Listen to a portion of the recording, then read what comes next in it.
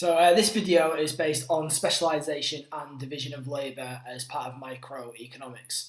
So to begin with, what do we mean by specialisation? So specialisation is the process of concentrating on becoming an expert in one particular field or I suppose a specific job role. All right. And the whole idea of it is if you concentrate on that specific role, if you concentrate on that particular field, then you'll become highly skilled and you'll become an expert within that field and within that role. So it should reduce the average unit cost due to the enhanced productivity. Now we are going to delve into how to achieve specialisation. We're going to look at in more depth the benefits of specialisation. We're also going to look at some limitations of specialisation, some possible drawbacks as to why it might not always increase productivity. Now, one of the methods of achieving specialisation is this concept of division of labour. Now, before I delve into what division of labour is, I always use in my classes the example of Formula 1. And there's a very, very good video based on Formula 1 pit stop and how, as part of a Formula 1 team, they've all got very, very specific roles, focusing on very specific tasks, but they're all working together in complete harmony. So even though they've got specific roles which differ to one another, the combination of all the roles actually help to achieve the finished product. In this case, not necessarily a product, but the speed of getting them through that pit stop. So I'm just going to show the video now. Pit stops are part of motor racing history. Against the relentless stopwatch, time is critical, pressure is high. Mistakes are easily made.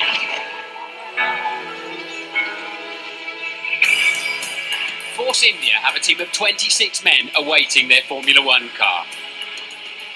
The Lollipop Man. 3 on the jacks. 2 team members for starter motor and pneumatic refill.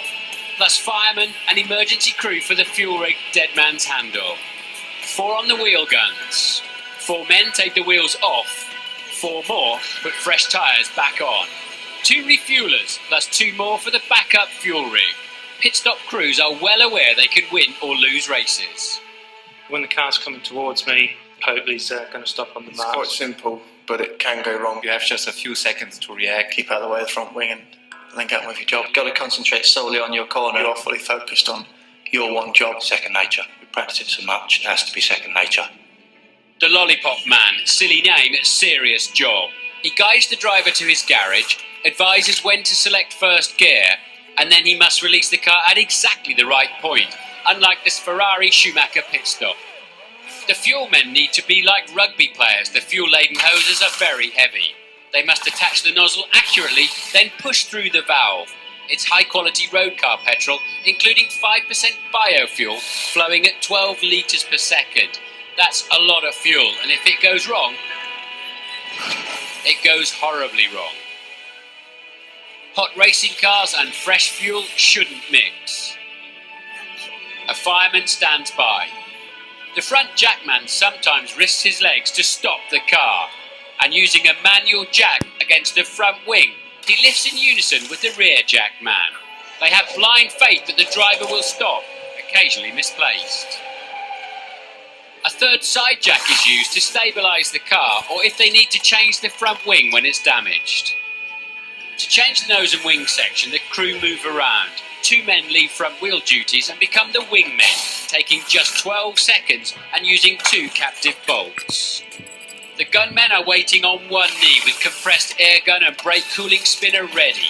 They need the driver to stop on his mark so the wheel nut is directly in front of them and the frantic work begins. Sometimes the wheel nut won't go on, and sometimes the wheels won't stay on. 4 men are ready to take the very hot wheels off. 4 more men put the fresh wheels and tyres on. It gets terribly disappointing when only 3 turn up. A great pit stop is a perfect display of human and mechanical harmony, where every second is precious and the driver's safety is at stake. Fanjo had the luxury of being out of his car for over a minute while 2 mechanics serviced it. Now, 26 men get the job done in less than 10 seconds. So as you can see from the video, it's a really, really good visual example of division of labour and specialisation. And the reason for that is because division of labour cares when production is broken down into lots of separate tasks. And therefore, when we talk about specialisation, it allows every individual within that specific task to specialise. Now, when we look at the Formula 1 example, you might think, well, what's the output? I suppose the output is the speed of getting through that pit stop. And if you thought about every single person within that team and the role that they had to play, even some of the roles where you think, oh, is it that important, like the lollipop man? The video really demonstrated how integral every single role was to getting that pit stop done as fast as possible and to increase the productivity of that Formula 1 team. Now, if we think about I suppose other companies that produce actual goods, let's imagine a car manufacturer, you might have a team producing those cars with very, very specific roles which all differ from one another, but because they're working on that specific role every single day, they become specialised with it, they become very, very productive.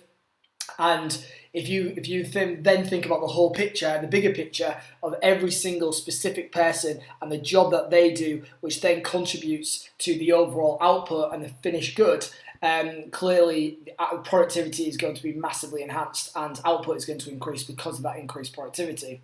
Now, when we're looking at I suppose some economists and some theorists who really explored division of labour and specialisation, we can look at Adam Smith. Now, in The Wealth of Nations, Adam Smith really explored division of labour with regards to a pin factory. And I'm just going to pretty much just show you a couple of extracts from The Wealth of Nations, which I suppose develops this idea of division of labour. So to begin with, this whole idea of a pin. One man draws out the wire, another straightens it, a third cuts it, a fourth points it, a fifth grinds it at the top for receiving the head. To make the head require 2 or 3 distinct operations. Now, and the important business of making a pin is in the manner divided into about 18 distinct operations. So again, if we think about breaking the task down into lots of different roles, in this case 18 for just making a pin, which in some manufacturers are all performed by distinct hands. They could, when they exerted themselves, make among them about 12 pounds of pins in a day.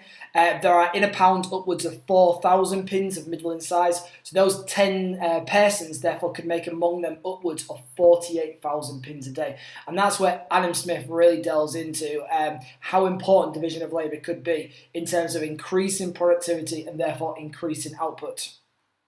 So when we're looking at Adam Smith, he essentially said that by dividing the production of pins into 18 different tasks, the output of pins would increase significantly. Each worker specialises and therefore the overall output increases. And you can kind of see from the picture some of the diagrams of how they may have split it up. Now, when we look at the benefits of specialisation, we've already mentioned the word productivity quite a lot, but the increased productivity, we could delve into it in lots of different ways. To begin with, first of all, we can look at it in terms of PPF, because what specialisation can do is it can actually, I suppose, reduce the opportunity cost that is sometimes present within the production of 2 goods. If you thought about a certain company that had a certain amount of labour, and they only could employ that amount of labour in that given time period, and therefore they could only produce at that first PPF curve. But then maybe a new manager comes in with new ideas, with new training for their staff, and they specialise the workers, and they bring in production processes and ideas such as division of labour, and then all of a sudden those employees could produce more than they could before. And therefore, even with the same amount of input, their output is increasing because of these new methods that have been brought in. And that's where we see a shift in the PPF rightwards, because they're now able to produce greater output of good X and greater output of good Y, because they're able to specialise in both goods, which they didn't do before, because maybe they didn't function division of labour. Now, if they were, for example, just focusing on one product and maybe it was just focused on good X, then we'd see an increased shift from good X. However, good Y would remain the same, and therefore you can draw the PPF to fit around the given circumstance and the given situation that you want to look at. Another benefit is obviously when you're looking at supply, because the whole idea of increasing productivity is therefore the ability and the willingness of suppliers can actually now produce more goods. So when we're looking at a supply and demand diagram, and let's say we give the example of a pin factory, At Q1 and at P, they could produce a certain amount of pins. But then obviously division of labour comes in and specialisation comes in, and now they can produce more than they could before. And that causes that shift of supply to supply 1, and therefore from Q to Q1. And because of obviously the additional supply and the excess supply, it obviously means that the price is reduced, and then there's an extension of demand. Another benefit is when we're looking at specialisation, we're looking at long term as well, like the PPF, we can look at it from the point of view of economies of scale. Because now what will happen is when a firm obviously increases their output, which they will be able to do because of specialisation and division of labour, they'll increase their output, but not by increasing the amount of inputs, not by hiring more staff, not by buying more capital goods, but actually just by retraining and by improving the skill level of their current workforce. So they're making their current workforce so much more effective, which actually means therefore the labour costs that were involved now are much more cost effective than they were previously. So what we see is a firm is able to not only increase its output, but also reduce its average unit costs at the same time. And I suppose the whole idea of it is it reduces opportunity costs, and it allows not just an increase in productivity, but obviously an increase in production as well. Now, there are some issues with specialisation and division of labour. It's not all perfect, and there can be problems with it. First of all, it can reduce flexibility, which this image pretty much shows. But when we're looking at specialisation, because you are working at a very, very specific role, if you were, if there weren't many alternatives to you within the company, and let's say you were the only one who specialised within that role, and we've already mentioned how integral that would make you to the team, but if for whatever reason you were absent, maybe just in general terms of absenteeism, maybe you were off sick or whatever it might be, or maybe you actually decided to leave the company, then that causes greater problems with recruitment and making sure that whoever you recruit to replace you, or whoever the company recruits to replace you, can be skilled as fast as possible to specialise within that role, because by your role now lacking, that can obviously impact the overall quality of the good that's being produced. And also, when we're looking at it in terms of, we've talked about turnover of staff and people maybe leaving. Actually, another reason why someone might leave is because the repetitive and tedious nature of the job. If you're doing the exact same role every single day, and you're just doing a very, very specific task, and there's no variation within that role, you can imagine it might get boring. You might like the idea of being an expert, so that might not bore you, but if you're not too concerned about that and you want to do something else, you want a greater variety, then you could argue that might be an issue.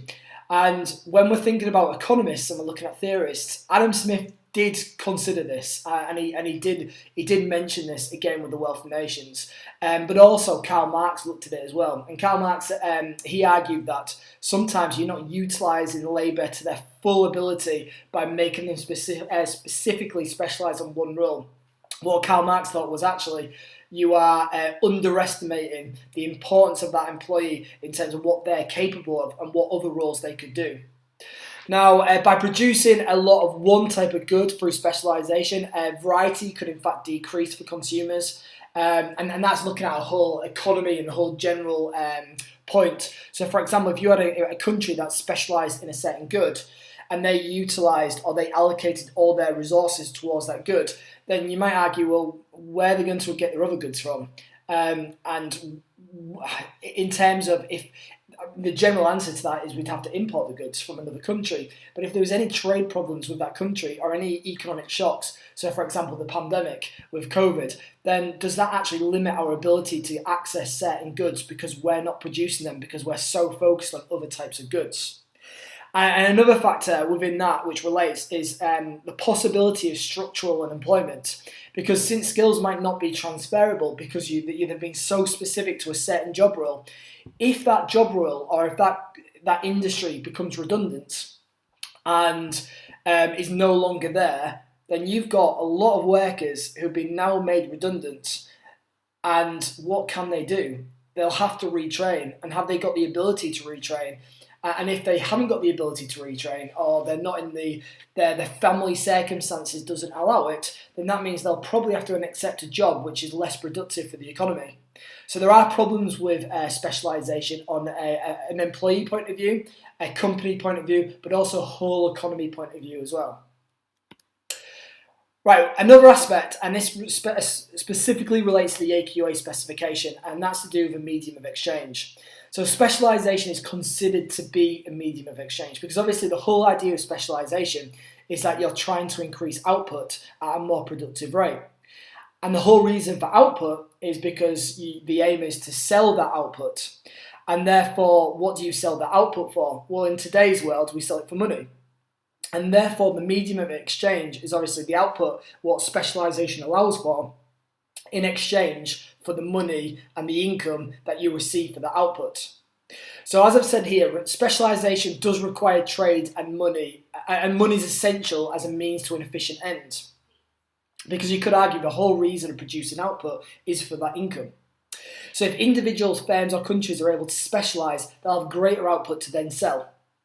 And if individuals, firms and countries specialise in what they do but want to consume a wide variety of goods and services, there obviously also has to be a system of exchange. Now what they can do is obviously they can get that money and then they can use that money and then they can buy other goods. And that's where the system of exchange takes place. And if you don't specialise in a good, then that obviously means that actually you might be limited in the amount of output that you can produce.